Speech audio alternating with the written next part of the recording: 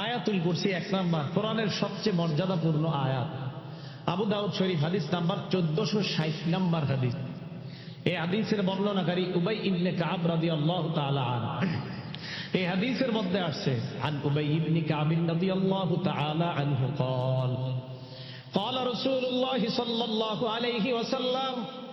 উবাই ইবনে কাব থেকে বর্ণনা, আল্লাহ নবী বলেন, আবাল মুনজির আইয়ু আয়াতিন মা কামিন কিতাবিল্লাহি আযম। উবাই ইবনে কাবকে আল্লাহ নবী বললেন, উবাই, কোরআনের সবচেয়ে মর্যাদাপূর্ণ আয়াত তোমার সাথে কোনটা আমাকে একটু বলো। উবাই ইবনে কাব জবাব দেয়, আল্লাহু ওয়া রাসূলুহু আ'লাম। এই প্রশ্নের জবাব আল্লাহ আর তার নবী ভালো জানেন। জবাব দেন না।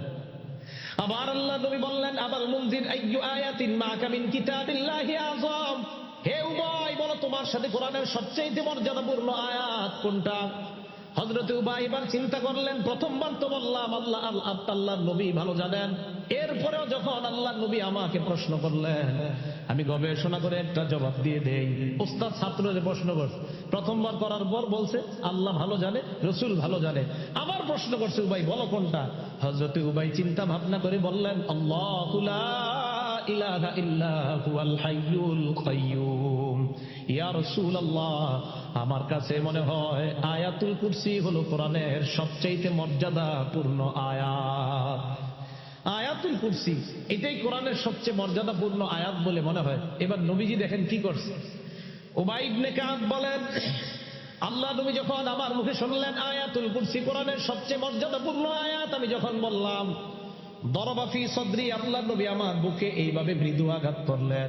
মানে এটা শাবাশ শাবাশ, হ্যাঁ তুমি ঠিক বলছো, সুবহানাল্লাহ, এইভাবে শাবাশ শাবাশ বলছেন, হ্যাঁ তুমি সঠিক বলছো উবাই, এই যে তুমি জবাবটা দিলে আয়াতুল কুরসি এটা সঠিক। নবীজি শেষে দোয়া করলেন, লিয়াহনি লাকা আবাল মুনজির আল ইলম।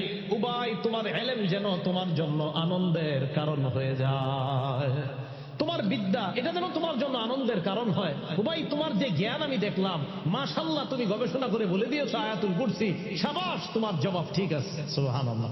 তাহলে আয়াতুল কুরসি কোরআনের মর্যাদাপূর্ণ আয়াত। 2 নাম্বার, আয়াতুল কুরসি কোরআনের প্রধান আয়াত। প্রমাণ তিরমিজি শরীফ 2878 নাম্বার হাদিস, 2878 নাম্বার হাদিস।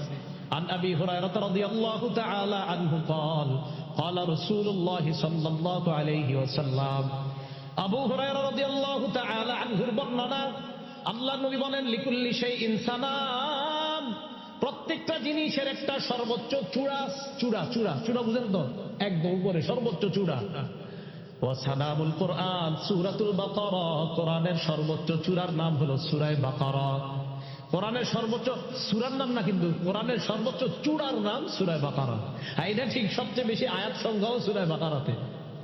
এখন আসেন, ফিহা আয়াতুন, আল্লাহ নবী বলেন সূরা বাকারার মধ্যে একটা আয়াত আছে, হিয়া সাইয়্যিদাতু আইল কোরআন হিয়া আয়াতুল কুরসি। এই আয়াতটা হলো কোরআনের সবচেয়ে প্রধান আয়াত, আয়াতের নাম হলো আয়াতুল কুরসি। তাহলে কোরআনের প্রধান আয়াত আয়াতুল কুরসি, কোরআনের শ্রেষ্ঠ মর্যাদাপূর্ণ আয়াতের নাম আয়াতুল কুরসি। 3 নাম্বার আলোচনা, আয়াতুল কুরসির জিহ্বা আছে, ঠোঁট আছে। একটা কিতাব আছে নাম মাজমাউজ জাওয়ায়েদ, ইমাম হাইসামি রহমতুল্লাহি আলাইহি লেখা, 6 নাম্বার খণ্ড, 324 নাম্বার পৃষ্ঠা। উবাই ইবনে কাব রাদিয়াল্লাহু তাআলা আনহু আরেকটা বর্ণনা, قال رسول الله صلى الله عليه وسلم। আল্লাহ নবী বলেন, ইন্না লাহা লিসানা। নবীজি বলেন, ইন্না লাহা আইলি আয়াতুল কুরসি লিসানা। নবী বলেন, আয়াতুল কুরসির একটা জবান আছে, জিহ্বা আছে, ওয়া শাফাতাইন, 2টা ঠোঁট আছে। আয়াতুল কুরসির জিহ্বা, 2টা ঠোঁট আছে, সুবহানাল্লাহ। আয়াতুল কুরসির জিহ্বা, 2টা ঠোঁট আছে। এবার আল্লাহ নবী বলেন, তুকদ্দিসুল মালিক আন সাকিল আরশ। আরশের কাছে আয়াতুল কুরসি সদা সর্বদা আল্লাহর তুত পবিত্রতা বর্ণনা করে। আয়াতুল কুরসির জিহ্বা আছে, 2টা ঠোঁট আছে, আরশের কাছে থাইকা সদা সর্বদা আল্লাহর পবিত্রতা বর্ণনা করে। ভাইও কিছু মনে করবেন না, আলেমরা ছাড়া অন্য কারা কারা আয়াতুল কুরসিটা পারেন? মাশাআল্লাহ, হাত নামান, সবাই শিখে নিয়ে আল্লাহ তৌফিক দান করেন। আয়াতুল কুরসিটা আল্লাহ সবাইকে শিখে নেওয়ার তৌফিক দান